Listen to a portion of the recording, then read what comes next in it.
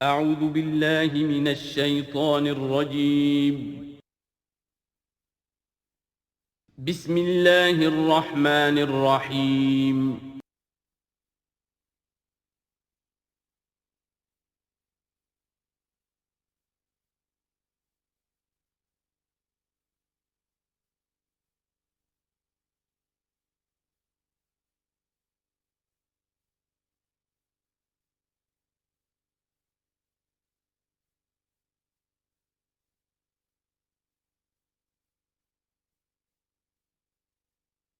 الحمد للہ وکفیٰ والصلاة والسلام علی عبادہ الذین اصطفیٰ خصوصاً علی افضلہم وخاتم النبیین محمد الامین وعلی آلہ وصحبہ اجمعین اما بعد فقد قال اللہ تبارک وتعالی کما ورد فی سورۃ الصافات اعوذ باللہ من الشیطان الرجیم بسم اللہ الرحمن الرحیم قال قائل منهم انی کان لی قرین یقول ائنک لمن المصدقین اذا متنا وکنا ترابا وعظاما ائنا لمدینون قال هل انتم مطلعون فاطلع فرآہ فی سواء الجحیم قال تاللہ ان کدت لتردین ولولا نعمت ربی لکنت من المحضرین صدق اللہ العظیم رب اشرح لی صدری ویسر لی امری واحلل عقدۃ من لسانی یفقہوا قولی اللہم ربنا الہمنا رشدنا واعذنا من شرور انفسنا اللہم ارنا الحق حقا وارزقنا اتباعہ وارنا الباطل باطلا وارزقنا اجتنابہ اللہم وفقنا لما تحب وترضى اللہم ربنا آنس وحشتنا فی قبورنا وارحمنا بالقرآن العظیم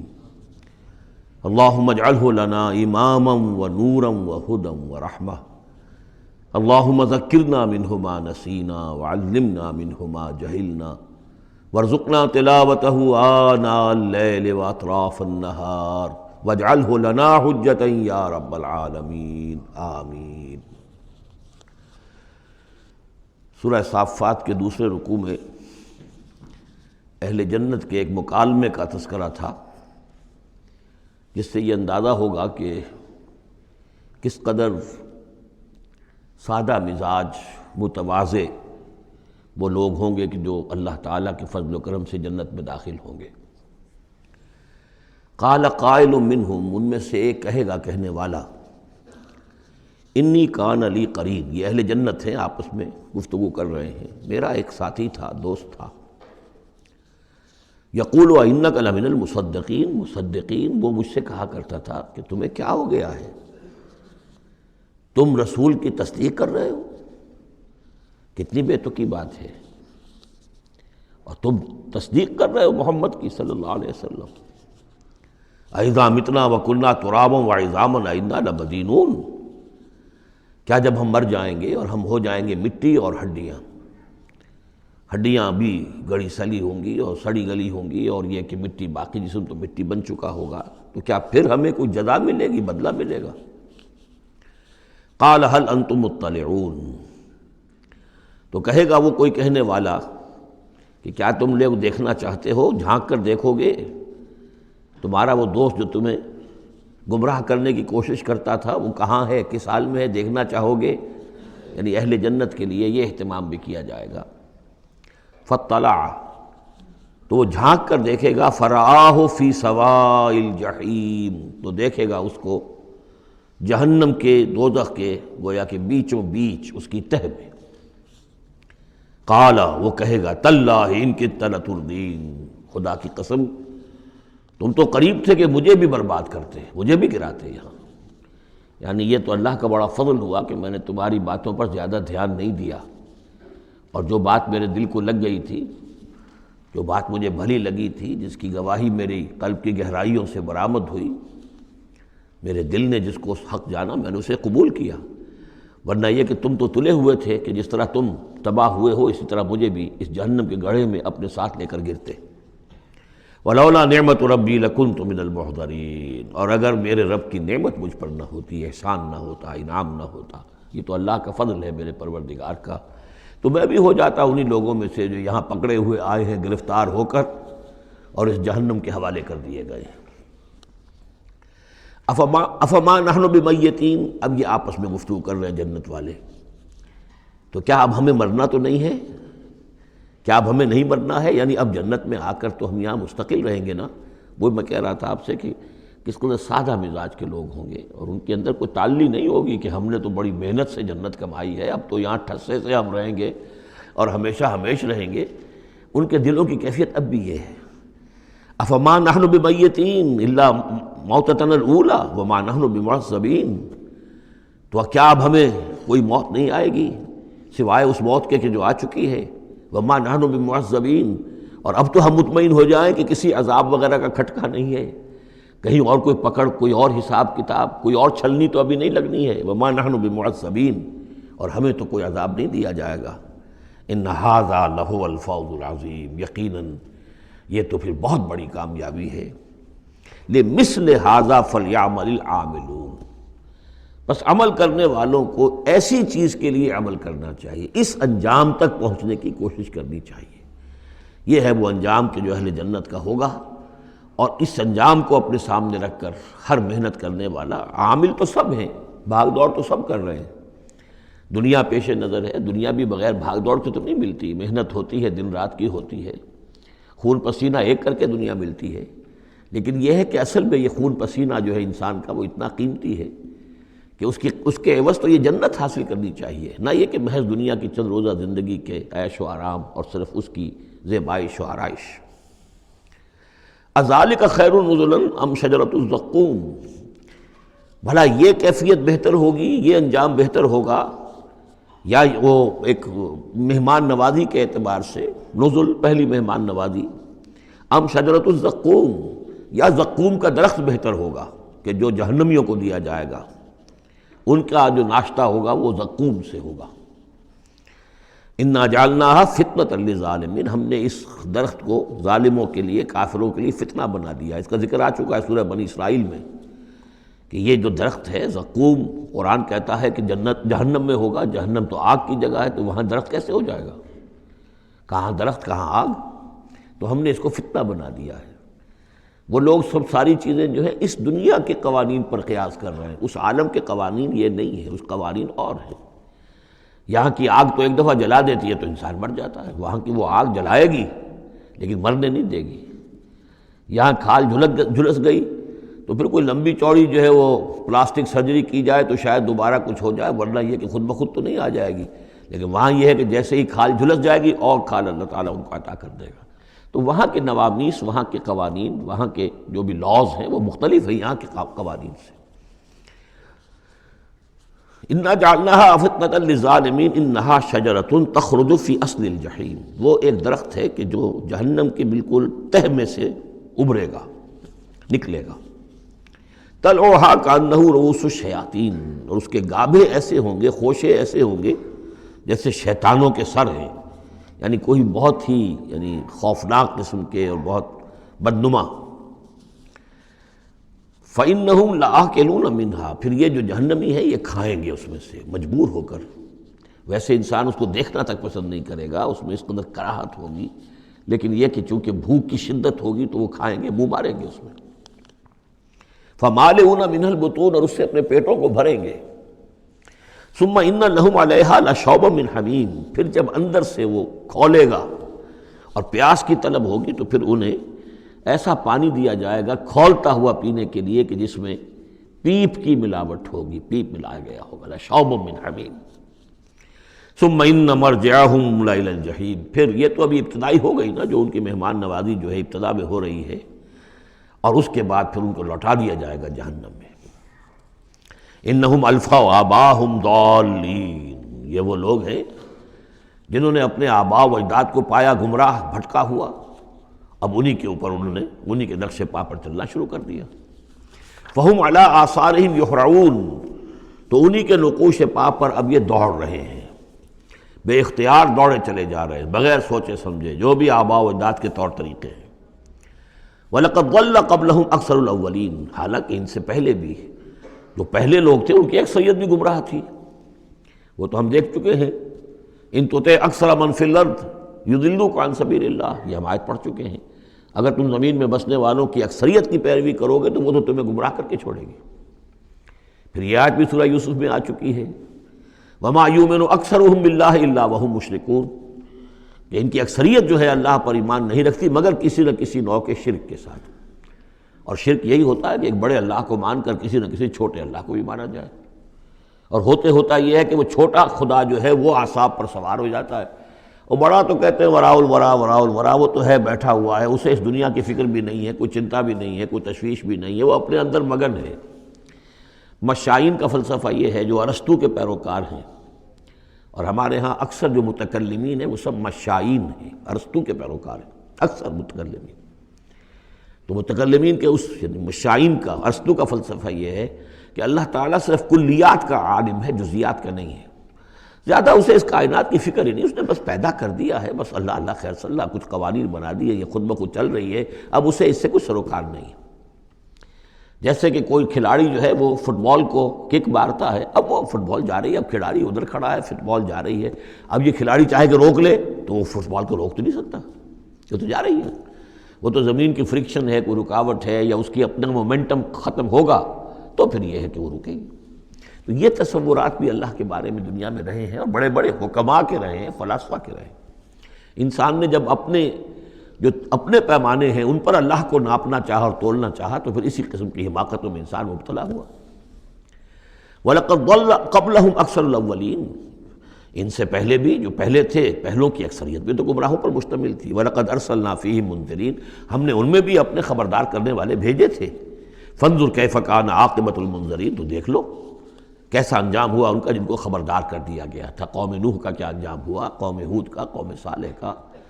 قوم شعیب کا، اور صدوم اور عمورہ کے شہروں کا، تو دیکھ لو کیا انجام ہوا۔ الا عباد اللہ المخلصین، البتہ ان میں سے جو اللہ کے خاص بندے تھے اللہ نے ان کو بچایا۔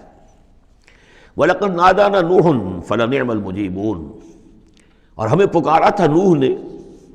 تو ہم کیا ہی اچھے ہیں جواب دینے والے اور دعا کے قبول کرنے والے۔ رب انی مغلوب فانتصر، حضرت نوح علیہ السلام نے جب فریاد کی پروردگار مجھے تو انہوں نے دبا لیا ہے، میں مغلوب ہو گیا ہوں، تو اب تو ہی بدلہ لے اور تو ہی مدد فرما۔ تو اللہ کی مدد آ گئی، وَنَجَّيْنَاهُ وَأَهْلَهُ مِنَ الْكَرْبِ الْعَظِيمِ، اور ہم نے اسے اور اس کے گھر والوں کو کرب عظیم سے نجات دے دی۔ اب کرب عظیم کو آپ خود سوچئے کہ ایک تو کرب عظیم ان کی مسلسل 950 برس سے ایک شخص دعوت دے رہا ہو اور لوگ استہزاء کر رہے ہیں اور تمسخر کر رہے ہیں۔ یوں سمجھیے کہ مکے میں تو یوں کہا جا سکتا ہے کہ ابھی 10-12 برس ہی ہوئے ہیں مسلمانوں تمہیں یہ جھیلتے ہوئے، ہمارے اس بندے نے 950 برس تک صبر کیا تھا۔ تو اس کا اندازہ کریں کس قدر کرب میں، کس قدر ضیق میں اس کی جان آئی ہوگی۔ جیسے کہ ہم دیکھتے آ رہے ہیں کہ حضور کی جان جس طرح ضیق میں آ گئی تھی کہ ان کے اوپر گویا کہ لوگ عزت کر رہے ہیں، دکھائیے کوئی معجزہ، آپ رسول ہونے کا دعویٰ کرتے ہیں تو ایسا ہی معجزہ دکھائیے جیسے موسیٰ نے دکھائے، جیسے عیسیٰ نے دکھائے۔ اور ادھر سے اللہ تعالیٰ کا فیصلہ یہ ہے کہ کوئی ایسا حصی معجزہ ہم نہیں دکھائیں گے۔ تو چکی کے 2 پارٹوں کے درمیان محمد الرسول اللہ صلی اللہ علیہ وسلم آئے ہوئے۔ یہ تو سورہ انعام جو اس کا کلائمیکس ہے اس موضوع کا، اس عنوان کا، وہ ہم پڑھ چکے ہیں۔ کرب عظیم پھر وہ بھی ہے کہ جب وہ بارش آئی ہے اور طوفان آیا ہے تو اب اس وقت بھی تو جو ہلچل مچی ہوگی اس کا آپ اندازہ کیجیے،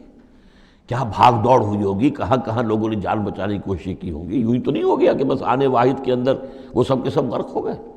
تو کرب عظیم جو اس وقت ہوا ہے، یوں سمجھیے کہ ایک قیامت صغریٰ ہو گئی ہوگی۔ یا ایھا الناس اتقوا ربکم ان زلزلۃ الساعۃ شیء عظیم، تو اس کا کچھ نہ کچھ عکس تو اس وقت ہوا ہوگا۔ تو اس کرب عظیم سے ہم نے ان کو بچا لیا۔ وجعلنا ذریتہ ھم الباقین، یہ آیت بہت اہم ہے حکمت قرآنی اور فلسفہ قرآنی کے اعتبار سے، اور ہم نے بنا دیا اسی کی اولاد کو باقی رہنے والا۔ اس سے یہ ثابت ہوتا ہے، یہ ایک اسلوب حصر ہے کہ حضرت نوح کے بعد پھر کسی اور شخص کی نسل دنیا میں چلی نہیں، یعنی یہ کہ ان کے ساتھ 72 تھے، 80 تھے، کتنے نہیں تھے۔ ایک جگہ قرآن میں یہ بھی آیا ما آمن معہ الا قلیل، سوائے چند لوگوں کو ایمان نہیں لایا۔ اور گمان یہی ہے کہ یا تو حضرت نوح علیہ السلام اور ان کے 3 بیٹے اور ان کے اہل خانہ، اور ممکن ہے کہ ایک بیوی تو پیچھے رہ گئی، غرق ہونے والی تھی، لیکن کوئی اور بیوی ان کی ہو کہ ان کے ساتھ ہو، اور باقی یہ کہ ممکن ہے ان کے جو کچھ ملازم ہوں گے، خادم ہوں گے، بس، اور میرا یہ خیال ہے کہ ان پر کوئی ایمان نہیں لایا۔ پھر ظاہر بات ہے وہ خادم وغیرہ جو ہوتے ہیں پھر ان کے ساتھ تو اتنا اہتمام نہیں ہوتا کہ ان کی اولادیں بھی آگے چل سکیں، لہذا جو اولاد چلی ہے وہ صرف حضرت نوح علیہ السلام کے 3 بیٹوں سے، گویا کہ نسل انسانی جو ہے اب دنیا میں جتنے انسان ہیں وہ حضرت نوح علیہ السلام کے 3 بیٹوں کی نسل سے ہیں، سام، حام اور یافس، اور یہ کہ اسی لیے ان کو آدم ثانی کہا جاتا ہے۔ آدم اول تو حضرت آدم تھے، انہی سے نسل چلی انسانی، لیکن ابھی جو ہے جو میرا اندازہ تقریباً 2000 برس کا ہے، اس 2000 برس کے عرصے میں اسی علاقے میں آبادی ابھی ہوئی ہے، ابھی آبادی اور ادھر ادھر پھیلی نہیں تھی، اور وہیں وہ عظیم جو ہے سیلاب آ گیا، سب کے سب غرق ہو گئے، چند لوگ جو بچے ان کے ساتھ، محسوس ہوتا ہے کہ ان کی بھی آگے نسل نہیں چلی، صرف حضرت نوح علیہ السلام کے 3 بیٹوں سے۔ وَجَعَلْنَا ذُرِّيَّتَهُ هُمُ الْبَاقِينَ، یہ جو ہے حصر کا بڑا زوردار جو ہے یہ اسلوب ہے۔ وَتَرَكْنَا عَلَيْهِ فِي الْآخِرِينَ، آخرین، اور ہم نے اسی طریقے پر پھر پچھلوں کو چھوڑ دیا، پچھلوں میں سے کچھ لوگ اسی کے راستے پر چلے، حضرت نوح علیہ السلام کے راستے میں۔ ظاہر بات ہے کہ ان کے 3 بیٹوں کی اولاد کچھ عرصے تک تو یقیناً بالکل دین حق پر اور دین توحید ہی پر چلی ہوگی، پھر جیسے وقت گزرا پھر شیطان نے ورغلایا اور یہ کہ مختلف قسم کے توہمات میں اور مختلف قسم کے وہ جو شرک ہیں ان کے اندر مبتلا کر دیا۔ سلام علی نوح فی العالمین، سلام ہو نوح پر تمام جہانوں میں۔ انا کذالک نجزی المحسنین، اسی طرح ہم بدلہ دیتے ہیں اپنے محسن بندوں کو، وہ بندہ جو درجہ احسان کو پہنچ گیا ہو، اسلام، ایمان اور پھر سب سے اوپر احسان۔ انہ من عبادنا المؤمنین، یقیناً وہ ہمارے مومن بندوں میں سے تھے۔ ثم اغرقنا الآخرین، اور اس کے بعد ہم نے باقی جتنے بھی تھے ان سب کو غرق کر دیا۔ وَإِنَّ مِن شِيعَتِهِ لَإِبْرَاہِيمَ، اور اسی کی راہ پر چلنے والوں میں، اسی کی جماعت میں سے، اسی کے حزب میں سے ابراہیم تھے، یعنی یہ کہ جو نسل چلی ہے آگے تو حضرت ابراہیم بھی جو اٹھے ان کی حضرت سام کی اولاد میں سے، حضرت سام کی اولاد میں قوم عاد بھی ہے، اسی میں پھر قوم سمود بھی ہے، اور بھی اقوام ہیں سیمیٹک ریسز جتنی بھی ہیں، لیکن یہ کہ شہر ار میں جو موجودہ جو عراق ہے اس کے بہت جنوبی علاقے کے اندر یہ شہر تھا جس کے اب کھنڈرات برآمد ہوئے ہیں، وہاں حضرت نوح علیہ السلام، حضرت ابراہیم علیہ السلام کی پیدائش ہوئی، اور وہ حضرت نوح ہی کے طریقے پر توحید پر چل رہے ہیں۔ اس جا ربہ بقلب سلیم، جبکہ وہ اپنے رب کی طرف متوجہ ہوا قلب سلیم کے ساتھ۔ اب یہاں وہ حکمت سمجھ لیجئے کہ میں نے جو بارہ عرض کیا ہے کہ ایک فطرت سلیمہ اور ایک عقل سلیم، یہ 2 چیزیں ہیں، اور فطرت کا تعلق چونکہ روح سے ہے اور روح کا مسکن قلب ہے، تو آپ اسے فطرت سلیمہ کہیں یا اسے قلب سلیم کہیں وہ ایک ہی بات ہے۔ قلب سلیم اپنی اصل حقیقت پر، اصل جو حیات اس کی ہے اس پر باقی ہو، پرورٹڈ نہ ہوئی ہو اس کی فطرت، اس پر پردے نہ پڑ گئے ہوں، یہ خد و خال جو ہے وہ اپنی اصل سلامتی کے ساتھ باقی ہوں، اور پھر اس کو کہتے ہیں صوفیہ سیر الی اللہ، اس جا ربہ بقلب سلیم، جو قلب سلیم ہے وہ اللہ کی طرف آگے بڑھتا ہے، اور عقل سلیم کی روشنی میں وہ پھر پہنچتا ہے توحید تک، اور توحید کے بعد معاد تک، جیسا کہ میں نے کئی مرتبہ عرض کیا کہ سورہ فاتحہ در حقیقت اسی مقام پر کھڑی ہے کہ ایک انسان کے جو قلب سلیم اور عقل سلیم کی رہنمائی میں توحید اور معاد تک پہنچ گیا ہے، اور اب وہ یہ بھی جان گیا ہے کہ اصل طریقہ زندگی گزارنے کا یہی ہے کہ اللہ کی بندگی کی جائے، اس ایک خدا کی بندگی کی جائے۔ اب وہ سوال کرتا ہے میں بندگی کیسے کروں؟ جیسے میں نے آپ کو بتایا مکے میں ایسے لوگ موجود تھے، حضرت سعید ابن زید جو ہیں کہ جو بہنوئی تھے حضرت عمر بن الخطاب کے رضی اللہ تعالیٰ عنہ کے جو والد تھے زید، وہ موحد تھے، اور کعبے کے پردے پکڑ پکڑ کر دعا کیا کرتے تھے کہ اللہ میں صرف تجھے پوجنا چاہتا ہوں، تیری بندگی کرنا چاہتا ہوں، لیکن نہیں جانتا کیسے کروں۔ ظاہر بات ہے اس لیے اہدنا الصراط المستقیم، یہ ہے اصل میں سورہ فاتحہ کا جو نظم ہے کہ وہاں تک تو پہنچ گئے، الحمدللہ رب العالمین الرحمن الرحیم مالک یوم الدین ایاک نعبد، یہاں تک تو انسان پہنچ گیا، لیکن اب بندگی کیسے کریں؟ ایاک نستعین اہدنا الصراط المستقیم، اس بندگی کے لیے تیری مدد چاہیے، توفیق بھی تیری ہو اور ہدایت بھی تیری جانب سے ہو، 2 چیزیں ہمیں ملیں گی تو ہم تیری بندگی کا حق ادا کر سکیں گے۔ اذ جاء ربہ بقلب سلیم اذ قال لأبیہ وقومہ ماذا تعبدون، یاد کرو جب کہ انہوں نے کہا اپنی قوم سے اور اپنے والد سے یہ کن چیزوں کو آپ پوجتے ہیں، ایفکن آلہۃ دون اللہ تریدون، کیا اللہ کے سوا، یہ آپ کے من گھڑت قسم کے افک ہے، یہ تو گھڑی ہوئی چیزیں ہیں جن کو کہ اللہ کے خلاف اللہ کے سوا آپ نے گھڑ لیا ہے، آپ ان کو چاہتے ہیں، وہ محبوب اور مطلوب ہو گئے، تریدون، اب دیکھیے یہ وہی ہے ضعف طالب و مطلوب، تم کس کا، تم طالب ہو کس، مطلوب کون سا تمہارا، یہ تمہارے مطلوب ہے، ایفکن آلہۃ دون اللہ تریدون فما ظنکم برب العالمین، تو تمہارا کیا گمان ہے اس ہستی کے بارے میں جو تمام جہانوں کی مالک ہے اور پروردگار ہے۔ فنظر نظرۃ فی النجوم، پھر انہوں نے ذرا ایک نگاہ ڈالی ستاروں میں، گویا کہ یہ تاثر دیا کہ یہ ستارہ شناسی کے ذریعے سے کچھ معلوم کرنا چاہ رہے ہیں، اور پھر کہا فقال انی سقیم، میں تو بیمار ہوں یا بیمار ہونے والا ہوں، میری طبیعت کچھ ٹھیک نہیں ہے، یا یہ کہ مجھے اندیشہ ہے کہ مجھے کوئی بیماری آنے والی ہے۔ اصل میں وہی جیسا کہ میں پہلے عرض کر چکا ہوں، یہ مضمون آ چکا ہے 2 مرتبہ پہلے قرآن میں، کہ بت پرستی بھی تھی وہاں اور ستارہ پرستی بھی تھی، اور کوئی ایسا ان کا سالانہ کوئی ستارہ پرستی کا جشن تھا، جیسے جنم اشٹمی کا میلہ ہوتا ہے ہندوؤں میں، کہ سب کے سب شہر سے باہر نکل کر کسی ستارے کی پرستش کیا کرتے تھے۔ تو جب وہ دن آیا ان کا تو سب کے سب چلے گئے۔ حضرت ابراہیم نے کہا میری طبیعت ٹھیک نہیں ہے، میں آپ لوگوں کے ساتھ نہیں جا سکتا، اور پیچھے رک گئے۔ فنظر نظرۃ فی النجوم، انہوں نے ذرا ستاروں میں نگاہ دوڑائی اور کہا قال انی سقیم، میری طبیعت ٹھیک نہیں ہے، یا میری طبیعت جو ہے خراب ہونے والی ہے۔ فتولوا عنہ مدبرین، تو وہ اسے چھوڑ کر وہ چلے گئے، پیٹھ موڑ کر چلے گئے، اور جا کر انہوں نے وہ اپنے جو بھی جشن تھا، جو بھی پوجا پاٹ تھی وہ کی۔ فراغ الی آلہتہم، پھر جا گھسا وہ ان کے معبودوں میں۔ فقال الا تاکلون،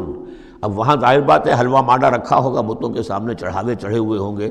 تو حضرت ابراہیم پوچھتے ہیں کیا ہو گیا آپ حضرات کو، کھاتے کیوں نہیں، تناول کیوں نہیں فرماتے، یہ جو کچھ آپ کے پوجنے والوں نے لا کر نذرانہ رکھا ہوا ہے یہاں پر، الا تاکلون، کھاتے کیوں نہیں کھاتے آپ۔ فراغ علیہم ضربا بالیمین ما لکم لا تنطقون، اور کیا بات ہے، بات بھی نہیں کرتے، جواب بھی نہیں دیتے۔ فراغ علیہم ضربا، پھر ایک ضرب کے ساتھ پل پڑا ان پر، ایک ضرب کے ساتھ اپنے داہنے ہاتھ سے پوری قوت سے۔ فاقبلوا الیہ یزفون، باقی تفاصیل کو قرآن درمیان میں چھوڑ جاتا ہے، اب وہ سب کے سب چورا ہو گئے، ایک کو چھوڑ دیا صرف جو سب سے بڑا تھا۔ اب اس کے بعد جب وہ لوگ آئے ہوں گے، اور جو قیامت صغریٰ نہیں بلکہ کبریٰ وہ تو اس وقت ہو گئی ہوگی شہر کے اندر، کہ ہمارے یہ معبودوں کے ساتھ کیا کیا، کس نے کیا ہے۔ فاقبلوا الیہ یزفون، تو گھبراتے ہوئے دوڑے ہوئے ان کی طرف آئے۔ قال تعبدون ما تنحتون، اب انہوں نے پھر اب ان کے ساتھ مباحثہ کہہ لیجئے، مناظرہ کہہ لیجئے، بغیر کسی خوف کے، اتعبدون ما تنحتون، کیا آپ لوگ پوجتے ہیں ان چیزوں کو جنہوں خود تراشتے ہیں اپنے ہاتھ سے۔ واللہ خلقکم وما تعملون، یہ آیت بھی حکمت قرآنی اور فلسفہ قرآنی کے اعتبار سے بہت اہم ہے، جبکہ اللہ نے تمہیں بھی بنایا ہے اور تمہارا عمل جو ہے اس کا بھی پیدا کرنے والا اللہ ہے۔ اس پر اہل سنت کا یہ عقیدہ ہے کہ انسان کاسب عمل تو ہے، خالق عمل نہیں ہے۔ یعنی میں نے ارادہ کیا کہ میں یہ پیالہ اٹھاؤں، اس ارادہ کرنے کا معاملہ تو میرا ہے، اور اسی کے بنا پر اگر یہ ارادہ نیک ہے تو جزا، اور غلط ہے تو سزا۔ باقی یہ اٹھا سکنا اس کا، یہ میرے بس کا روگ نہیں ہے جب تک کہ اذن رب نہ ہو، اس لیے کہ نہ معلوم کتنی فورسز آف نیچر ہیں جو اس میں انوالوڈ ہیں، کتنا پریشر ہوا کا اس کے اوپر ہے۔ پھر یہ کہ میرا اپنا جسمانی نظام جو ہے، کہ میرے دماغ کا فیصلہ میرے ہاتھوں تک کنوے کرنے والے جو وہ الیکٹرک وائر ہیں اندر، وہ وائرنگ میں کوئی گڑبڑ ہو جائے کہیں، لیکن یہ ساری چیزیں جو ہوتی ہیں تو اعمال کا خالق اللہ ہے، کاسب انسان ہے۔ واللہ خلقکم وما تعملون، یہاں خاص طور پر یہ اس لیے کہا جا رہا ہے کہ تم نے تراشے ہیں نا یہ، تو تم جو کچھ کرتے ہو اپنے ہاتھوں سے، تمہارے جو اعمال ہوتے ہیں ان کا خالق بھی اللہ ہے۔ قالوا ابنوا له بنیانا فالقوه فی الجحیم، انہوں نے کہا اس کے لیے ذرا ایک بڑا الاؤ بناؤ، بڑی عمارت تعمیر کرو، اور پھر اس کو ایک جہنم کے اندر جھونک دو، آگ کے اندر ڈال دو۔ فارادوا به کیدا فجعلناهم الاسفلین، تو انہوں نے اس کے ساتھ اس پر ایک داؤ آزمایا تھا، لیکن ہم نے انہی کو کر دیا نیچے، یعنی وہ شکست خوردہ۔ یہ میں اس کی وضاحت کر چکا ہوں پہلے کہ داؤ کون سا تھا۔ یہ داؤ یہ تھا کہ انہیں توقع یہ تھی کہ اب جب بہرحال الاؤ بن رہا ہے، اس میں آگ دہکائی جا رہی ہے، تو حضرت ابراہیم کے علم میں آ رہا ہے، یا ہو سکتا ہے دیکھ بھی رہے ہوں، تو انہیں توقع یہ تھی کہ یہ سارا نشہ ان کا ہرن ہو جائے گا جب یہ دیکھیں گے آگ کو، اور جب گرانے لگیں گے انہیں تو فوراً تائب ہو کر اور ہماری جو بھی ہمارے عقائد ہیں ان میں واپس آ جائیں گے۔ اس لیے کہ یہ آسان کام نہیں ہے، یہ ان کی چال تھی کہ یہ آ کر ان کے 14 طبق روشن ہو جائیں گے جب آگ کے کنارے پہ لا کے ان کو کھڑا کیا جائے گا، لیکن وہ تو بے خطر کود پڑا آتش نمرود میں عشق، عقل ہے محو تماشائے لبِ بام ابھی۔ تو حضرت ابراہیم علیہ السلام نے جب یہ کچھ کیا اور پھر اللہ نے گل و گلزار بنا دیا اس آگ کو، تو وہ لوگ جو ہے نہایت ناکام اور خائب و خاسر ہوئے۔ وقال انی ذاہب الی ربی سیہدین، اور اب حضرت ابراہیم نے فرمایا کہ میں اپنے رب کی طرف جاتا ہوں، وہ مجھے ہدایت دے گا، یعنی راستہ بتائے گا، یعنی اب ہجرت کر رہے ہیں، یہ قانون ہے۔ جب کسی نبی اور رسول کے قتل پر آمادہ ہو، ظاہر بات ہے کہ آمادگی سے کیا آگے بڑھ کر، انہوں تو آمادگی سے بھی آگے نکل گئے، اپنی طرف سے تو ڈال ہی دیا نا آگ میں، اللہ نے بچا لیا اور بات ہے۔ جیسے کہ یہودیوں نے حضرت مسیح کو تو اپنے طور پر تو سولی پر چڑھا دیا، اللہ نے جو کیا وہ علیحدہ بات ہے، اللہ نے معجزے کے طور پر ان کو آسمان پر اٹھا لیا۔ قال انی ذاہب الی ربی سیہدین، میں تو اب اپنے رب کی طرف ہجرت کروں گا اور وہ مجھے راستہ بتائے گا، میں جاؤں کہاں۔ رب ہب لی من الصالحین، بہت لمبا راستہ انہیں لینا پڑا ہے، اس لیے کہ یہ عراق اور شام اور فلسطین کے درمیان بہت بڑا صحرا ہے، درمیان میں یہ زیادہ تر جو شرق اردن کا پورا علاقہ بہت زبردست صحرا ہے یہ، تو ادھر سے کوئی جا ہی نہیں سکتا تھا، وہ تو وہی جو دریا کے ساتھ ساتھ جو ہے فرات کے ساتھ ساتھ ہوتے ہوئے اوپر گئے ہیں، ہاران کا علاقہ ہوتا تھا، شمالی شام کا علاقہ، پھر وہاں سے پھر نیچے اترے ہیں اور فلسطین کے علاقے میں پہنچے، بہت لمبا سفر کرنا پڑا۔ وقال انی ذاہب الی ربی سیہدین رب ہب لی من الصالحین، اور اب دل سے ایک دعا نکلی، پروردگار مجھے عطا فرما کوئی نیک بیٹا، صالح بیٹا، ہب لی مجھے دے، بخش دے۔ فبشرناہ بغلام حلیم، تو ہم نے اسے ایک ایسے بیٹے کی بشارت دی جو حلیم ہے۔ اس لفظ حلیم کے بارے میں ایک بات بہت نوٹ کر لیجئے، یہ قرآن مجید میں صرف اللہ کے لیے آیا ہے یا صرف دو اشخاص کے لیے، حضرت ابراہیم کے لیے اور حضرت اسماعیل کے لیے، تیسری کسی جگہ پر کسی شخصیت کے لیے حلیم کا لفظ نہیں آیا۔ کل 3 مرتبہ آیا ہے غیر اللہ کہہ لیجیے، یعنی باقی تو اللہ کے لیے حلیم تو وہ تو ہے ہی ہے، بار بار آ رہا ہے، بار بار آ رہا ہے، لیکن اللہ کی یہ شان وہ ہے کہ جو گویا کہ زیادہ عام نہیں ہے لوگوں کے اندر، ورنہ یہ کہ کچھ نہ کچھ عکس ہر چیز کا اللہ کی صفات کا لوگوں میں ہے، لیکن حلم جس کو کہتے ہیں،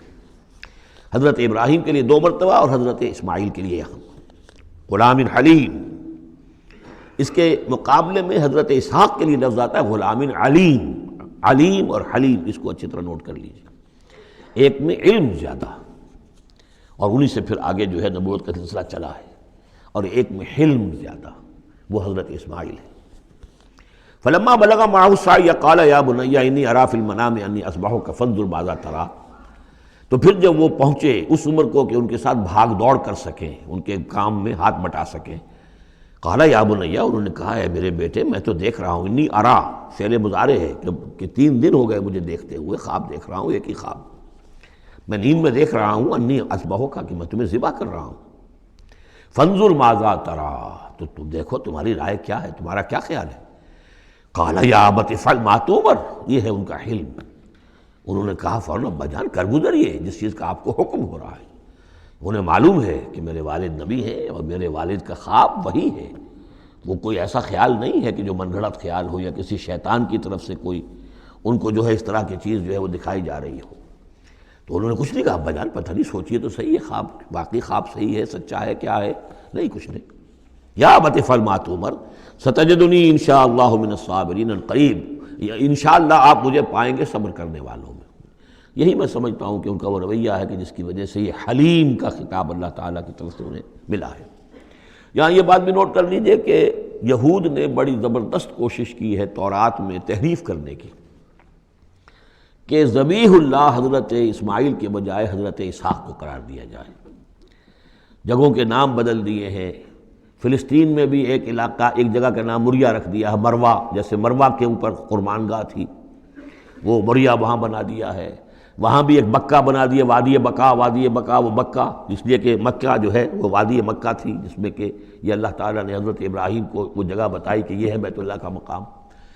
اور یہ کہ عجیب بات یہ ہے کہ بعض ہمارے مفسرین بھی ان کے اس پروپیگنڈے سے متاثر ہو گئے ہیں، اور یہ کہ ذبیح اللہ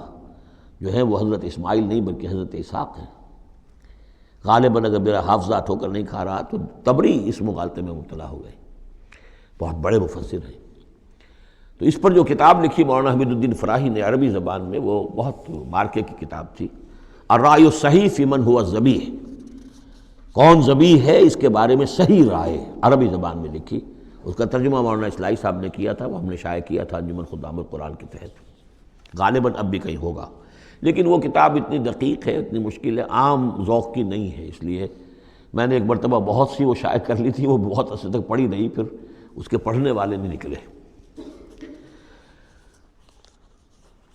قال یا بنی انی اری فی المنام انی اذبحک فانظر ماذا تری، قال یا ابت افعل ما تؤمر ستجدنی ان شاء اللہ من الصابرین، فلما اسلما وتلہ للجبین، تو جب ان دونوں نے فرما برداری کی روش اختیار کر لی اور حضرت ابراہیم نے اسماعیل کو لٹا دیا پیشانی کے بل کہ تاکہ چہرہ سامنے نہ ہو، بجائے سامنے وہ چلانے کے چھری اس گدی پر چلانے کی کوشش کی۔ وَنَادَيْنَاهُ يَا ابراہیم، اور ہم نے پکارا ہے ابراہیم کا صدقت الرؤیا، تم نے تو اپنا خواب سچا کر دکھایا۔ اِنَّا كَذَلِكَ نَجْزِي الْمُحْسِنِينَ، ہم اسی طرح اپنے محسن بندوں کو بدلہ دیتے ہیں۔ إِنَّ هَذَا لَهُوَ الْبَلَاءُ الْمُبِينُ، یقیناً یہ بہت بڑی آزمائش تھی۔ یہ شاباش کی حد ہے کہ ممتحن یہ کہے اس سے کہ جس کا امتحان لے رہا ہو کہ بھائی امتحان بڑا سخت لیا تھا میں نے تمہارا واقعتاً، اب یہ شاباش کا جو ہے یوں سمجھیے کہ سب سے آخری شکل ہے کہ ممتحن کہے۔ اس موضوع پر میں نے ایک تحریر لکھی تھی جو کتابچے کی شکل میں موجود ہے، حج اور عید الاضحیٰ اور اس کی حکمت، اس میں نے یہ چیزیں بیان کی ہیں۔ وَفَدَيْنَاهُ بِذِبْحٍ عَظِيمٍ، اور پھر ہم نے اس کی جگہ پر فدیہ ایک ذبح عظیم، جنت کا ایک میڈھا آیا اور اس کی جگہ پر حضرت اسماعیل کی جگہ پر ذبح ہوا، اور اسی کی پھر اب یہ یاد ہے کہ جو بنائی جا رہی ہے قربانی جو ہوتی ہے۔ وَتَرَكْنَا عَلَيْهِ فِي الْآخِرِينَ، اسی پر ہم نے پھر باقی رکھا پچھلوں میں بھی، یعنی اس میں یہ بھی ہو سکتا ہے کہ پوری ملت ابراہیم مراد ہو، جیسے ملت نوح پر ہم نے باقی رکھا کچھ لوگوں کو جن میں سے حضرت ابراہیم بھی تھے، اور یہ بھی کہ اس قربانی کا خاص طور پر جو ہے اس کا ذکر کیا جا رہا ہو۔ سلام علی ابراہیم، سلام ابراہیم پر، کذالک نجزی المحسنین، اسی طرح ہم بدلہ دیتے ہیں اپنے محسن بندوں کو، انہ من عبادنا المؤمنین، یقیناً وہ ہمارے مومن بندوں میں سے تھے۔ وبشرناہ باسحاق نبیا من الصالحین، اور ہم نے بشارت دی انہیں اسحاق کی کہ جو انبیاء ہی میں کے زمرے میں سے ایک نبی ہوں گے۔ وبارکنا علیہ وعلی اسحاق، اور ہم نے اپنی برکتیں نازل فرمائی ان پر بھی اور اسحاق پر بھی علیہم الصلاۃ والسلام۔ ومن ذریتہما محسن وظالم لنفسہ مبین، اور ان کی اولاد میں سے نسل میں سے بہت نیکوکار بھی نکلے، بہت محسن بھی نکلے، لیکن یہ کہ ظالم لنفسہ مبین، صاف صاف اپنے نفس پر ظلم کرنے والے بھی نکلے، ہر طرح کے لوگ نکلے۔ وَلَقَدْ مَنَنَّا عَلَىٰ مُوسَىٰ وَهَارُونَ، یہ قصص النبیین کے انداز کی صورت ہے جو میں یہ اصطلاحات سے آپ کو واقف کرا چکا ہوں۔ وَلَقَدْ مَنَنَّا عَلَىٰ مُوسَىٰ وَهَارُونَ، اور اسی طرح ہم نے موسیٰ اور ہارون پر بھی احسان فرمایا۔ وَنَجَّيْنَاهُمَا وَقَوْمَهُمَا مِنَ الْكَرْبِ الْعَظِيمِ، اور ہم نے انہیں دونوں کو اور ان کی قوم کو کرب عظیم، اس بڑی کرب سے اور بڑے غم اور اردو سے نجات دلائی، نجات دی۔ وَنَصَرْنَاهُمْ فَكَانُوا هُمُ الْغَالِبِينَ، اور ہم نے ان کی مدد کی پھر وہی غالب ہوئے، یعنی ان کے سامنے ان کا دشمن جو ہے غرق ہوا۔ وَآتَيْنَاهُمُ الْكِتَابَ الْمُسْتَبِينَ، اور ہم نے ان دونوں کو وہ کتاب دی یعنی تورات کے جو بہت ہی واضح ہے، ہر چیز کو واضح کرنے والی۔ وَهَدَيْنَاهُمَ الصِّرَاطَ الْمُسْتَقِيمَ، اور ہم نے دونوں کو راستہ دکھایا، سیدھا راستہ صراط مستقیم کی ہدایت دی۔ وَتَرَكْنَا عَلَيْهِمَا فِي الْآخِرِينَ، اور اسی پر ہم نے باقی رکھا انہی کی ملت پر پچھلوں میں بھی۔ سلام علی موسیٰ وہارون، سلام موسیٰ پر بھی اور ہارون پر بھی۔ انا کذالک نجزی المحسنین انہما من عبادنا المؤمنین وان الیاس لمن المرسلین، اور یقیناً الیاس بھی ہمارے رسولوں میں سے تھے، یہ حضرت ہارون کی نسل میں سے تھے۔ اور بال بک ایک شہر ہے بال کا،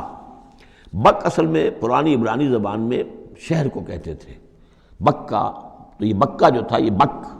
تو بال بک، بک کا شہر، تو یہ تو یوں سمجھیے کہ اللہ کا گھر، اللہ کا شہر، اور یہ ایک بال کا بھی ایک شہر تھا، بال ان کا بہت بڑا معبود تھا، اور وہ سانڈ کی شکل میں اس کا بت بنتا تھا۔ وَإِنَّ إِلْيَاسَ لَمِنَ الْمُرْسَلِينَ إِذْ قَالَ لِقَوْمِهِ أَلَا تَتَّقُونَ، جبکہ انہوں نے اپنی قوم سے یہ کہا کہ تم تقوی اختیار نہیں کرتے، ڈرتے نہیں ہو۔ أَتَدْعُونَ بَالًا، تم پکارتے ہو بال کو، وَتَذَرُونَ أَحْسَنَ الْخَالِقِينَ، اور جو بہترین خالق ہے اس کو تم نے چھوڑ دیا ہے۔ اللہ ربکم، جو اللہ ہے تمہارا رب ہے، وہ رب آبائکم الاولین، اور تمہارے جو پچھلے آباء و اجداد تھے ان سب کا رب ہے۔ فکذبوہ فانہم لمحضرون، تو انہوں نے اس کو جھٹلا دیا، اور تو وہ سب کے سب جو ہیں وہ پکڑے ہوئے آئیں گے قیامت کے دن، گرفتار ہو کر حاضر کر دیے جائیں گے، محضر ہوں گے۔ الا عباد اللہ المخلصین، سوائے ان میں سے ان اللہ کے نیک بندوں کے کہ جن کو اللہ نے اپنے لیے خالص کر لیا تھا۔ وَتَرَكْنَا عَلَيْهِ فِي الْآخِرِينَ، اور ہم نے اسی پر پھر باقی رکھا پچھلوں میں بھی، اسی ملت اسی طریقے کا ایک تسلسل چلا آ رہا ہے۔ ان هذه امتکم امۃ واحدۃ، یہ بات دو مرتبہ یہ آیت آ چکی ہے۔ سلام علی الیاسین انا کذالک نجزی المحسنین انہ من عبادنا المؤمنین۔ اب یہ جو بار بار آ رہی ہیں آیتیں، میں ان کا ترجمہ نہیں کر رہا ہوں، اور بہت سادہ بھی ہیں کہ جن کے ترجمے کی ضرورت نہیں ہے۔ وَإِنَّ لُوطًا لَمِنَ الْمُرْسَلِينَ، اور یقیناً لوط بھی رسولوں میں سے تھے۔ اِذْ نَجَّيْنَاهُ وَأَهْلَهُ أَجْمَعِينَ، جبکہ ہم نے اسے بھی نجات دی اور ان کے گھر والوں کو بھی، سب کو۔ اصل میں اس کے سب کی تفصیل قرآن مجید سے تو ایسے معلوم ہوتا ہے کہ خاصا بڑا خاندان ہوگا، خاصا بڑا گھرانہ ہوگا، جن میں سے صرف ایک جو ہے عورت، ان کی بیوی جو تھی وہ رہ گئی پیچھے۔ تورات سے یہ معلوم ہوتا ہے کہ ان کی صرف 2 بیٹیاں تھیں اور کوئی خاندان نہیں تھا، بس یہ وہ اپنی 2 بیٹیوں کو لے کر نکلے ہیں، واللہ عالم۔ قرآن کے بیان سے اندازہ جو ہوتا اہل، تو معلوم ہوتا کہ خاندان جو ہے وہ کسی سائزیبل ہوگا، واللہ عالم۔ الا عجوزا فی الغابرین، سوائے ایک بڑھیا کے جو پیچھے رہنے والوں میں تھی۔ ثم دمرنا الاخرین، پھر ہم نے جڑ سے اکھاڑ کر پٹک دیا پچھلوں کو، باقیوں کو۔ وَإِنَّكُمْ لَتَمُرُّونَ عَلَيْهِمْ مُصْبِحِينَ، اور تم گزرتے ہی ہو صبح کے وقت ان پر سے، یعنی جہاں ان کے کھنڈرات تھے، جس کے بارے میں ابھی حال ہی میں خبر آئی ہے کہ کچھ برٹش جو ہیں آرکیالوجی وغیرہ سے جن کو دلچسپی ہے اور جو اس کے ماہر ہیں، تحقیق کی ہے کہ وہ ڈیڈ سی کے پانی کی سطح کے نیچے اب آثار تلاش کیے جا چکے ہیں اس سدوم اور عمورہ کے، وہ موجود ہیں، اور تورات اور قرآن دونوں کی پوری توثیق ہو گئی ہے۔ انشاءاللہ اب یہ ساری، اب حضرت نوح علیہ السلام کی کشتی بھی، وہ بھی لوگوں کی نگاہوں کے سامنے آ جائے گی، اس لیے کہ قرآن کے انداز سے یہ معلوم ہوتا ہے کہ ایک وقت میں وہ بھی ایک بڑی آیت کی حیثیت سے ظاہر ہوگی، اور یہ کہ یہ ساری چیزیں جو لوگوں کے سامنے ایک ثبوت کے طور پر آتی چلی جائیں گی۔ یہ ساری تاریخ جو قرآن بیان کر رہا ہے اور تورات نے بیان کی، صحیح ہے۔ وَإِنَّكُمْ لَتَمُرُّونَ، تم گزرتے ہو، جب تمہارے قافلے جاتے ہیں تو وہاں سے گزر کر جاتے ہو، تم صبح کے وقت بھی اور باللیل، کبھی رات کے وقت بھی۔ افلا تعقلون، تو کیا تم عقل سے کام نہیں لیتے؟ وَإِنَّ يُونُسَ لَمِنَ الْمُرْسَلِينَ، اور یونس بھی اسی طرح اللہ کے رسولوں میں سے تھے۔ اِذْ أَبَقَ إِلَى الْفُلْكِ الْمَشْحُونِ، جبکہ وہ بھاگ کر پہنچا اس کشتی میں کہ جو پہلے ہی سے لدی ہوئی تھی، اس کو چونکہ اپنی قوم کو چھوڑ کر غصے میں بھرے ہوئے، ذهب مغاضبا، یہ ہم پڑھ چکے ہیں، یعنی اپنے قوم کے انکار اور کفر کی وجہ سے اتنا انہیں طیش آیا، اتنا غصہ ہوا، غضبناک ہو کر، بس یہ غلطی ہوئی کہ انہیں انتظار کرنا چاہیے تھا کہ اللہ تعالیٰ کی طرف سے انہیں ایکسپریس پرمیشن ملے، واضح کہ اب ہاں تم اپنی قوم کو چھوڑ کر چلے جاؤ۔ اس کے بغیر رسول اپنی جگہ نہیں چھوڑ سکتا۔ لیکن یہ کہ وہ اس وقت جو ان کے اندر حمیت حق تھی، وہ اتنے جوش میں آئی کہ بس ایک بات کا سہو ہو گیا، خطا ہو گئی۔ اب وہ گئے ہیں چھوڑ کر، تو پھر وہ غالباً وہی دجلہ اور فرات میں سے کسی دریا کے اندر کوئی کشتی ہوگی، اس میں یہ سوار ہو گئے۔ فَسَاهَمَ فَكَانَ مِنَ الْمُدْحَضِينَ، تو اس کشتی کا کوئی ڈولنے لگی، کوئی معلوم ہوا کہ ڈوب جائے گی، تو انہوں نے یہ کہا ان کے اپنے رواج کے مطابق، یا تو یہ کہ وزن کم کرنے کے اعتبار سے سوچا ہوگا کہ ایک آدمی کو تو یہاں سے اترنا ہوگا ورنہ پوری کشتی ڈوب جائے گی۔ روایات میں یہ بھی آتا ہے کہ انہوں نے سمجھا کہ کوئی غلام بھاگا ہوا آیا ہے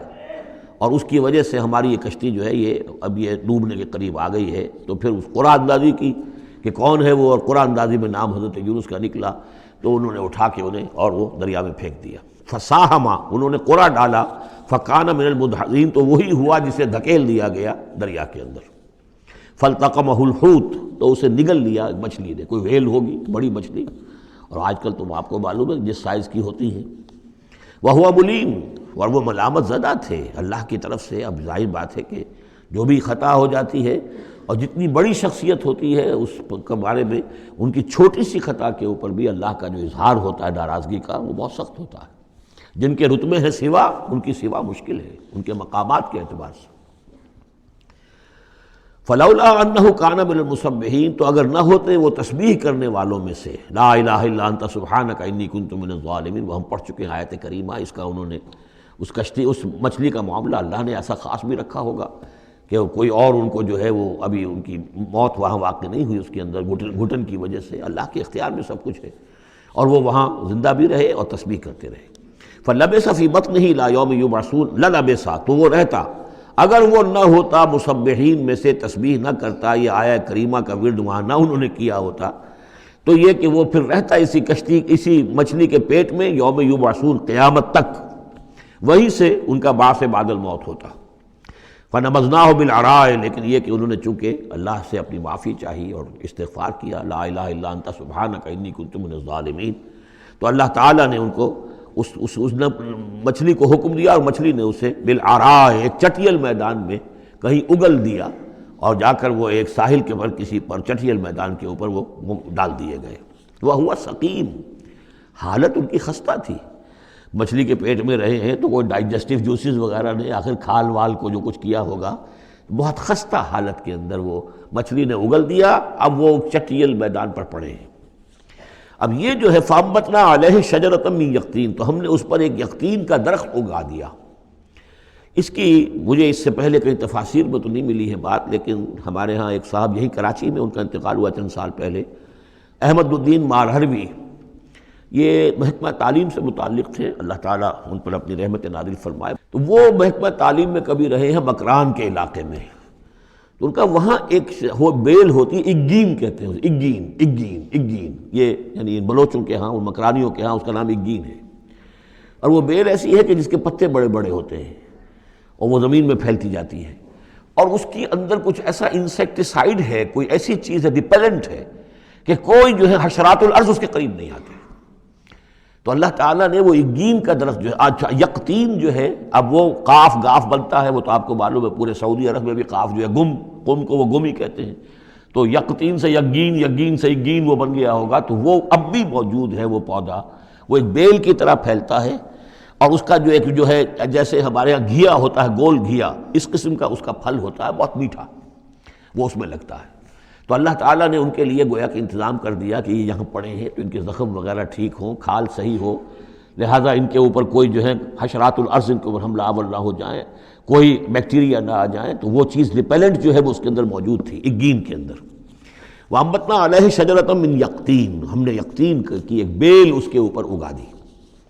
اب اس کا سایہ بھی ہو گیا، دھوپ سے بھی بچت ہو گئی، اور وہاں پڑے پڑے ہی وہ جو پھل جو ہوگا اس کا، کہ جو اندر مٹھاس بھی تھی اور غذا بھی دے رہی ہے، تو وہاں سے ان کو وہ پھل بھی اللہ نے دے دیا۔ وَأَرْسَلْنَاهُ إِلَىٰ مِائَةِ أَلْفٍ أَوْ يَزِيدُونَ، پھر ہم نے انہیں ٹھیک کر کے یعنی صحت یاب کر کے پھر ہم نے انہیں بھیج دیا 1,00,000 انسانوں کی طرف۔ آیا یہ اپنی ہی قوم کی طرف واپس آئے ہیں یا کسی اور قوم کی طرف بھیجے گئے، یہ یقین کے ساتھ معلوم نہیں ہے، لیکن یہ کہ پھر انہیں، اور غالباً یہی ہے اغلب کہ اپنی ہی قوم کے پاس واپس آ گئے، جن کا کہ عذاب ٹل گیا تھا، حالانکہ عذاب کے آثار شروع ہو چکے تھے، لیکن سورہ یونس میں ہم پڑھ چکے ہیں، ایک ہی یہ واقعہ ہوا ہے تاریخ میں کہ عذاب کے آثار شروع ہونے کے بعد کوئی قوم توبہ کرے اور اس کی توبہ قبول ہو جائے، اور یہ کہ عذاب الہی ٹل جائے۔ فَأَرْسَلْنَاهُ إِلَىٰ مِائَةِ أَلْفٍ أَوْ يَزِيدُونَ، تو ہم نے 1,00,000 کے آدمی یا ان سے بھی کچھ زیادہ کی طرف انہیں بھیجا، فَآمَنُوا فَمَتَّعْنَاهُمْ إِلَىٰ حِينٍ، تو وہ ایمان لے آئے اور ہم نے پھر انہیں دنیا کا سامان متاع دنیاوی عطا کیا ایک خاص وقت تک کے لیے، یعنی یہ فریش لیز آف ایگزسٹنس، ایک نئی ان کو مہلت دے دی بقا کی۔ فَاسْتَفْتِهِمْ أَلِرَبِّكَ الْبَنَاتُ وَلَهُمُ الْبَنُونَ، اب یہاں پر وہ جو مشرک تھے مکے کے، ان کے جو عقائد تھے، اب ان سے بحث ہو رہی ہے۔ تو اے نبی ذرا ان سے پوچھئے، کیا تیرے رب کے لیے تو بیٹیاں ہیں اور ان کے لیے بیٹے ہیں؟ یعنی یہ کہ اوروں نے تو چلیے بیٹا تو دیا، اللہ کو الاٹ کیا تو بیٹا تو کیا، انہوں نے الاٹ بھی کیے تو بیٹی ہیں جو خود انہوں پسند نہیں ہے۔ ام خلقنا الملائکۃ اناثا،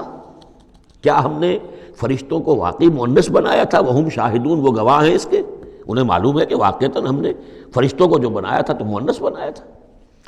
الا انہم من افکہم لیقولون، نہیں آگاہ ہو جاؤ، یہ ان کے اپنے بنائے ہوئے جھوٹ موٹ کے عقائد ہیں، اور وہ کہتے ہیں ولد اللہ، اللہ کی اولاد ہوئی، وانہم لکاذبون، یقیناً وہ جھوٹے ہیں۔ اصطفى البنات علی البنین، کیا اللہ تعالیٰ نے بیٹوں کو چھوڑ کر بیٹیاں پسند فرما لی؟ ما لکم کیف تحکمون، تمہیں کیا ہو گیا ہے، تم کیسے فیصلے کر رہے ہو، کیسی رائے دے رہے ہو؟ افلا تذکرون، تو کیا تم دھیان نہیں کرتے، عقل سے کام نہیں لیتے؟ ام لکم سلطان مبین، کیا تمہارے پاس کوئی کھلی سند ہے، کوئی سلطان ہے؟ اب یہ صورت بھی نوٹ کر لیجئے، یہ تیسری صورت ہے اسی سٹائل کی، سورہ حجر، پھر سورہ شعراء، پھر یہ سورہ صافات، وہی انداز، چھوٹی چھوٹی آیتیں، اور ردم ہے تیز، صوتی آہنگ زیادہ نمایاں ہے، ڈیوائن میوزک جس کو میں کہا کرتا ہوں، ملکوتی غنا جو ہے ان صورتوں کے اندر۔ تو یہ بھی ابتدائی دور کی صورتوں میں سے ہے۔ ایسا محسوس ہوتا ہے کہ اللہ تعالیٰ نے مکی صورتوں کے ہر گروپ کے اندر ایک جو ہے ابتدائی زمانے کی صورت جو ہے وہ شامل کر دی، اور اس کا جو حکمت میری سمجھ میں اب تک آئی ہے، اللہ عالم کوئی اور بڑی حکمت بھی ہو سکتی ہے جو ہمارے علم میں ابھی نہ آئی ہو، لیکن یہ کہ تاکہ مونوٹنی نہ رہے، بلکہ مضامین کے اندر تنوع پیدا ہو جائے۔ لیکن ظاہر بات ہے کہ اب ایک آدمی پڑھ رہا ہے قرآن مجید، فرض کیجئے ایک شخص جو ہے ایک پارہ روزانہ پڑھتا ہے، تب اس میں یہ ہے کہ اس کے سامنے مضامین ایسے نہ ہوں کہ بس وہ کئی دن تک متواتر ایک ہی قسم کے مضامین میں رہے، بلکہ یہ کہ پھر بدل کر عدل کر مضامین آتے چلے جائیں۔ واللہ عالم۔ ام لکم سلطان مبین، کیا تمہارے پاس کوئی کھلی سند ہے؟ فاتو بکتابکم ان کنتم صادقین، تو لاؤ نا اپنی کوئی کتاب اگر تمہارے پاس ہے، اگر تم سچے ہو۔ وجعلوا بینہ وبین الجنۃ نسبا، اور انہوں نے ایسا بھی کیا ہے کہ اللہ اور جنوں کے درمیان بھی نسب کا رشتہ قائم کر دیا ہے۔ وَلَقَدْ عَلِمَتِ الْجِنَّةُ وَإِنَّهُمْ لَمُحْضَرُونَ، اور جنوں کو خوب معلوم ہے کہ انہیں تو گرفتار کر کے پیش کیا جائے گا، سب کے سب جو ہیں حاضر کیے جائیں گے۔ سبحان اللہ عما یصفون، اللہ پاک ہے ان تمام چیزوں سے جو یہ بیان کر رہے ہیں۔ الا عباد اللہ المخلصین، سوائے اللہ کے وہ بندے، وہ جنات میں بھی ہوں گے انسانوں میں بھی ہوں گے، اللہ تعالیٰ جنہیں اپنے لیے خالص کر لیتا ہے۔ فَإِنَّكُمْ وَمَا تَعْبُدُونَ،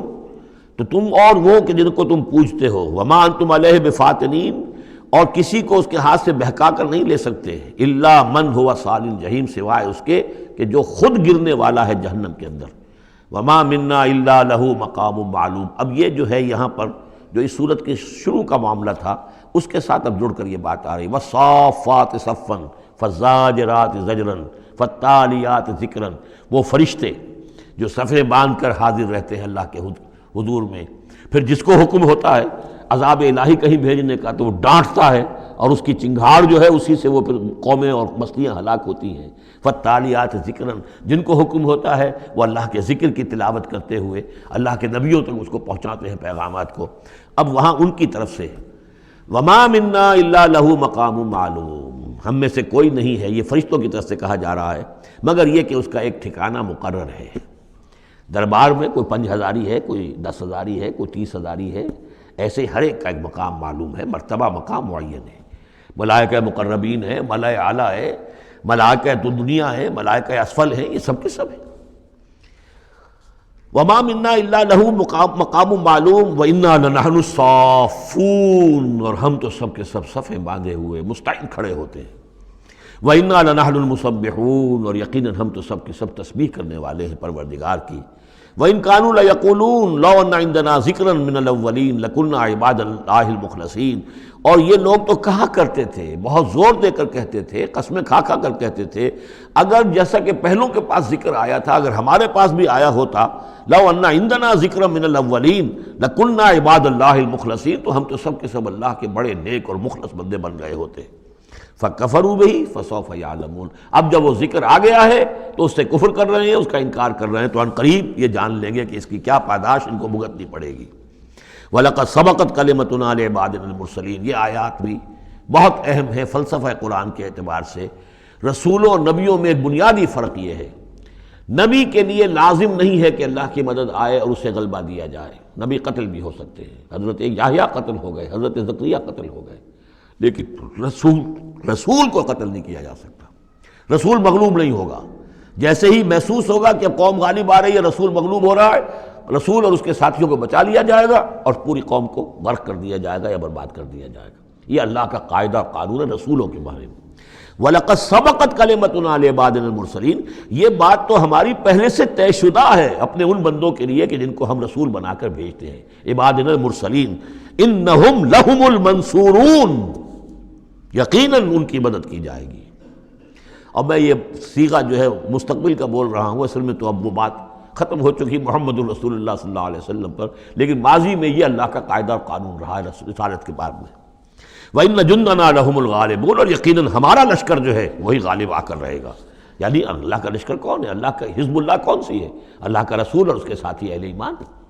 محمد الرسول اللہ والذین معہ، یہ کون تھے؟ یہ حزب اللہ تھے، اپنے وقت کے حزب اللہ یہ ہے۔ اور عیسیٰ اور ان کے ساتھ ان کے حواری یہ کون تھے؟ یہ اس دور کی حزب اللہ ہے۔ فَتَوَلَّ عَنْهُمْ حَتَّىٰ حِينٍ، تو اے نبی ذرا آپ رخ پھیر لیجئے ان سے ایک وقت تک کے لیے، آپ زیادہ ان کی یہ استہزاء کریں، تمسخر کریں، آپ پرواہ نہ کریں، آپ اپنا رخ ہی پھیر لیجئے۔ وَأَبْصِرْهُمْ فَسَوْفَ يُبْصِرُونَ، تو آپ بھی ذرا ان کو دیکھتے رہیے، آپ اعراض کر کے ذرا پھر انتظار کیجیے، دیکھتے رہیے دور سے، فَسَوْفَ يُبْصِرُونَ، تو عنقریب یہ بھی دیکھ لیں گے۔ أَفَبِعَذَابِنَا يَسْتَعْجِلُونَ، تو کیا یہ ہمارے عذاب کی جلدی مچا رہے ہیں کہ لے آؤ محمد عذاب صلی اللہ علیہ وسلم۔ فَإِذَا نَزَلَ بِسَاحَتِهِمْ فَسَاءَ صَبَاحُ الْمُجْرِمِينَ منذرین، پھر جب وہ عذاب اترے گا ان کے میدان میں، ساحہ کہتے ہیں بڑے میدان کو، کہ جیسے گھر ہیں اور اس کے درمیان میں کوئی بڑا جو ہے پارک ہے جیسے ہمارے ہاں ہوتے ہیں۔ فَإِذَا نَزَلَ بِسَاحَتِهِمْ، جب ان کے اس بڑے میدان میں وہ اترے گا وہ عذاب، فَسَاءَ صَبَاحُ الْمُنذَرِينَ، تو وہ بہت بری صبح ہوگی ان کے لیے جن کو خبردار کر دیا گیا تھا۔ وَتَوَلَّ عَنْهُمْ حَتَّىٰ حِينٍ، پھر دوبارہ اے نبی ابھی ذرا آپ ان کی طرف سے آپ رخ پھیر لیجئے، ان کے انکار سے زیادہ دلگیر بھی نہ ہو، ان کے انجام کے بارے میں زیادہ صدمہ بھی نہ کریں، وَلَا تَحْزَنْ عَلَيْهِمْ، آپ ان کے بارے میں رنج و افسوس بھی نہ رکھیں، فَلَعَلَّكَ بَاخِعٌ نَفْسَكَ أَلَّا يَكُونُوا مُؤْمِنِينَ، آپ اس صدمے سے اپنے آپ کو، اپنی جان کو نہ گھلائیں کہ یہ ایمان نہیں لا رہے۔ وَأَبْصِرْ فَسَوْفَ يُبْصِرُونَ، آپ بھی دیکھتے رہیے اور عنقریب یہ بھی دیکھ لیں گے۔ سبحان ربک رب العزت عما یصفون، پاک ہے اللہ تیرا پروردگار جو رب العزت ہے، عزت اور اقتدار اور اختیار والا ہے، عما یصفون، ان تمام چیزوں سے کہ جو یہ بیان کرتے ہیں۔ یہ نوٹ کرنے والی بات ہے کہ وصف اسی سے یصفون بنا ہے اور اسی سے صفت بنا ہے۔ قرآن مجید میں اللہ کے لیے یہ لفظ استعمال ہوتا ہے صرف لوگوں کی طرف سے۔ اللہ تعالیٰ نے اپنی کوئی صفت قرآن میں اس ایجابی یا مثبت طور پر بیان نہیں کی ہے۔ ویسے ہم احادیث میں لفظ ہے، لیکن یہ کہ یہ بات نوٹ کر لیجئے، قرآن میں صرف نام آتا ہے، لَهُ الْأَسْمَاءُ الْحُسْنَى، اس کے ہیں تمام اچھے نام۔ اللہ کے لیے صفت کا لفظ کہیں واضح طور پر صراحتاً جو ہے وہ نہیں آیا ہے۔ جہاں بھی آیا عما یصفون، جو کچھ یہ اس کو وصف بیان کر رہے ہیں، جو کچھ اس کے بارے میں یہ کہہ رہے ہیں، سبحانہ و تعالی عما یصفون، اللہ اس سے پاک ہے، بلند و برتر ہے۔ وسلام علی المرسلین، اور سلام ہو تمام رسولوں پر، والحمد للہ رب العالمین، اور کل حمد بلکہ کل شکر زیادہ موضوع ہے اللہ کے لیے ہے جو تمام جہانوں کا مالک اور رب ہے۔ سورۃ صاد، بسم اللہ الرحمن الرحیم، صاد والقرآن ذی الذکر۔ تین صورتیں قرآن مجید کی ایسی ہیں جو ایک حرف سے شروع ہوئی ہیں، ایک حرف، حرف مقطع کہیں گے، اب اسے مقطعات تو نہیں کہہ سکتے اس لیے کہ کئی حروف تو نہیں ہیں۔ ایک سورہ صاد ہے، ایک سورہ نون ہے، اور ایک سورہ قاف ہے۔ یہ سورہ صاد جو ہے یہ اس گروپ میں ہے، اس میں جو ہم پڑھ رہے ہیں جس کا مرکزی مضمون ہے توحید۔ سورہ قاف پہلی صورت ہے اس گروپ، ان دو گروپوں کی کہ جن کا مرکزی مضمون ہے آخرت اور انذار آخرت، اور سورۃ القلم بالکل ابتدائی دور کی ہے۔ صاد والقرآن ذی الذکر، یہ بھی نوٹ کر لیجئے کہ صاد پر یہاں آیت نہیں ہے، ایک حرف جہاں آیا ہے وہ آیت نہیں ہے، البتہ دو دو پر حامیم، یاسین یہ آیت ہے، طٰہٰ یہ آیت ہے، لیکن کہیں کہیں تین تین پر بھی آیت نہیں، الف لام را آیت نہیں ہے، الف لام میم آیت ہے۔ تو یہ ساری چیزیں جو ہیں میں نے ابتدا میں جو تعارف قرآن پر تقریر کی تھی، یہ سب توقیفی چیزیں ہیں، یہ کسی کی اجتہاد کے نتیجے میں اور کسی گرامر کے اصول سے، کسی بیان کے اصول سے اس سے کوئی تعلق نہیں۔ توقیفی کا مطلب کہ حضور صلی اللہ علیہ وسلم کے بتانے پر موقوف ہے، جو آپ نے بتایا بس وہ ہے جو ہم مانیں گے۔ والقرآن ذی الذکر، اور قسم ہے اس قرآن کی جو ذکر والا ہے۔ اب ہم وہ صورتیں بھی پڑھ چکے ہیں جن میں قرآن کو از ذکر کہا گیا ہے، یہاں ذی ذکر کہا گیا، ذکر والا قرآن جس میں ذکر ہے اللہ کا، فیہ ذکرکم یہ بھی ہم پڑھ چکے ہیں، لیکن از ذکر انا نحن نزلنا الذکر وانا لہ لحافظون، ہم نے ہی یہ از ذکر نازل کیا ہے، دی ریمائنڈنگ، اور اس کے اندر ریمائنڈنگ ہے، یہ ریمائنڈنگ کا حامل ہے، بات ایک ہی ہے، لیکن یہ کہ اس کے بعد قسم کے بعد مقسم علیہ یہاں نہیں ہے۔ قسم کس چیز پر کھائی؟ قسم ہے اس قرآن کی جو ذکر والا ہے، مقسم علیہ کہاں ہے؟ بل الذین کفروا فی عزۃ و شقاق، یہ تو مقسم علیہ نہیں ہے۔ یہ میں آپ کو بتا چکا ہوں سورہ یاسین میں کہ جو وہاں پر آیا ہے یاسین والقرآن الحکیم انک لمن المرسلین، وہ انک لمن المرسلین، اس قسم کی تمام قسمیں جو قرآن میں آئی ہیں اس کے بعد مقسم علیہ جو ہے وہ سمجھیے کہ وہی ہے کہ قرآن گواہ ہے اس پر، قرآن ثابت کر رہا ہے کہ اے محمد صلی اللہ علیہ وسلم آپ اللہ کے رسول ہیں۔ بل الذین کفروا فی عزۃ و شقاق، لیکن جن لوگوں نے کفر کی روش اختیار کی ہے وہ بڑی جھوٹے غرور کے اندر، جھوٹی انا ان کی ہے، اور آپ کے زدم زدہ میں اور آپ کے مقابلے میں آ کر انہوں نے موقف اختیار کر لیا ہے اپنے غرور اور زدم زدہ میں۔ کم اہلکنا من قبلہم من قرن فنادوا، کتنی ہی ہم نے قوموں کو اس سے پہلے ہلاک کیا ہے، پھر وہ لگے چیخنے چلانے جب عذاب الہی آیا۔ وَلَا تَحِينَ مَنَاص، حالانکہ پھر وہ وقت گزر چکا تھا کہ جس میں کوئی خلاصی ہو سکتی، یعنی جب موت آتی ہے، موت کے آثار شروع ہو جائیں تو انفرادی توبہ کا دروازہ بند، جب عذاب کے آثار شروع ہو جائیں تو پھر قوم کی توبہ کا فائدہ نہیں، ہاں سوائے قوم یونس، الا قوم یونس، واحد ایک مثال ہے۔ وَعَجِبُوا أَن جَاءَهُم مُنذِرٌ مِّنْهُمْ، اور ان کو بڑا تعجب ہے کہ ان کے پاس آیا ہے خبردار کرنے والا انہی میں سے۔ وَقَالَ الْكَافِرُونَ هَذَا سَاحِرٌ كَذَّابٌ، اور یہ کافر کہتے ہیں کہ یہ ساحر ہے اور کذاب ہے۔ یہ دیکھ لیجئے، یہ لفظ جو ہے یہ بہت ثقیل لفظ ہے، لیکن یہ قرآن مجید میں آیا ہے۔ اور یہ نوٹ کر لیجئے کہ اصل میں یہ چونکہ میں عرض کر چکا ہوں کہ چوتھے سال کے بعد یہ جو دو گروپ ہیں صورتوں کے، جن میں سے پہلے گروپ کی 8 صورتیں ہم پڑھ چکے ہیں اور دوسری کی 13 صورتوں میں سے اب ہم آگے آ گئے ہیں، ان میں 4 پڑھ چکے ہیں، سورہ سبا اور فاطر، یاسین اور صافات، 5ویں صورت یہ ہے صاد۔ یہ ہے سن 4 سے سن 8 تک کی بالعموم سوائے صافات کے۔ اس کو آپ نے دیکھا کہ 5 رکوعوں میں 182 آیات ہیں، وہ بالکل وہی انداز ہے، چھوٹی چھوٹی صورتیں، رکوع جو ہے 5 ہیں، 182 آیات ہیں، ایک ایک رکوع کے اندر 53 آیات بھی ہیں ایک رکوع کے اندر اس سورہ مبارکہ میں۔ بہرحال تو یہ صورت جو ہے اس وقت کی ہیں جبکہ وہ جو کشاکش تھی عرب میں وہ شدت اختیار کر چکی تھی، لہذا ان کا اب ان پر جو حملہ حضور پر وہ کر رہے تھے وہ بھی اب شدید ہو چکا تھا۔ ابتدائی دور میں صرف کہا تھا مجنون، معلوم ہوتا ہے کوئی ان کا دماغی توازن ٹھیک نہیں رہا، کسی نے ہمدردانہ بھی کہا کہ معلوم ہوتا ہے کہ کچھ، جیسے ہم بھی کبھی کہتے ہیں کہ کوئی شخص چلہ کشی کرتا تھا، کوئی خشکی چڑھ گئی ہے، کیا ہو گیا ہے، اس طرح کا معاملہ ہو گیا ہے، یہ جایا کرتے تھے، بیٹھتے تھے وہاں غار حرا میں، پتہ نہیں کوئی آسیب آ گیا ہے یا کیا ہوا ہے۔ تو ہمدردی کے انداز میں بھی عتبہ ابن ربیعہ نے ایک مرتبہ کہا کہ بھتیجے میرے بڑے تعلقات ہیں، بڑے عاملوں سے کاہنوں سے میں واقف ہوں، واقعتاً آپ مجھے بتائیے اگر آپ کو اس طرح کا مسئلہ ہے تو میں کسی کاہن کو اور کسی عامل کو بلا کر آپ کا علاج کراؤں۔ تو کچھ ہمدردی بھی تھی، کچھ ویسے استہزاء بھی تھا، کچھ تمسخر بھی تھا، لیکن یہ کہ وہ انداز اور تھا۔ اب جو آ کر انداز ہو گیا، انہیں یہ خطرہ ہو گیا تھا کہ یہ تو بہت شدید ہمارے لیے، اب جو صورتحال ہے یہ تو اب یہ آندھی بن گئی ہے، ہم نے سمجھا تھا مشت غبار ہی ہے، بس یہ ایک ریت کی ایک مٹھی ہے اور کچھ نہیں ہے، یہ تو ایک آندھی بن گئی، جھکڑ بن گیا، لہذا اس کا راستہ روکنا ضروری ہے۔ تو اب ان کا جو حضور پر ذاتی حملہ ہے وہ بھی سخت ہو گیا ہے۔ وقال الکافرون ھذا ساحر کذاب، انہوں نے کہا کہ یہ جادوگر ہے، جھوٹا ہے۔ اجعل الآلہۃ الہا واحدا، دیکھیے یہ ہے اصل مضمون توحید، ان صورتوں کا جو اصل مرکزی مضمون ہے، کیا اس نے تمام آلہہ کو بس ایک الہ بنا دیا، سارے الہ ختم کر دیے، بس ایک اللہ؟ ان ھذا لشیء عجاب، یہ تو بڑی عجیب بات ہے۔ وانطلق الملأ منهم ان امشوا واصبروا علی آلہتکم ان ھذا لشیء یراد، بڑا نقشہ کھینچ دیا ہے جس کو ورڈ پکچر کہتے ہیں، کہ ایسا نقشہ ہے جیسے کہ حضور کھڑے ہیں، دعوت دے رہے ہیں، اور کچھ لوگ ہیں، مجمع بھی ہے، کچھ ان کے سردار بھی ہیں، وہ سردار بھی سن رہے ہیں، اور یہ سب سن کر کہتے ہیں وانطلق الملأ، خود بھی چل پڑے وہاں سے، وانطلق الملأ منهم، اور لوگوں سے کہا امشوا، جاؤ جاؤ، کہاں کھڑے ہو، کیوں سن رہے ہو، امشوا جاؤ، واصبروا علی آلہتکم، اور جمے رہو اپنے معبودوں کے اوپر، یہ محمد کے کہنے سے اپنے کسی معبود کو ترک نہ کر دینا۔ وانطلق الملأ منهم ان امشوا واصبروا علی آلہتکم ان ھذا لشیء یراد، یہ تو کوئی خاص مقصد معلوم ہوتا ہے ان کا، ان کی نیت کچھ خراب ہے، یہ کوئی حکومت چاہتے ہیں، شاید کوئی اپنا غلبہ اور اقتدار چاہتے ہیں، یہ بات جو ہے ایسی ویسی نہیں ہے، یقیناً اس کے پیچھے کوئی بڑا مقصد ہے۔ ان ھذا لشیء یراد، جس کا ارادہ کیا گیا ہے، کوئی اسکیم ہے۔